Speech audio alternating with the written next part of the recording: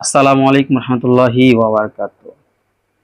বিশ্বাস, নৈতিকতা, মূল্যবোধ এই তিনটি একজন মুমিনের জীবনের খুবই গুরুত্বপূর্ণ একটি অংশ।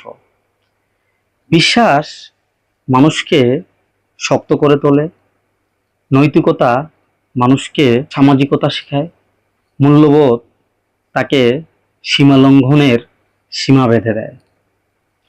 এই তিনটি রত্নই এমন যে প্রত্যেকটা মুমিনের জীবনেই গুরুত্বপূর্ণ। এই তিনটি রত্ন ছাড়া কোনো মুমিন তার জীবনকে আদর্শে রূপান্তরিত করতে পারে না।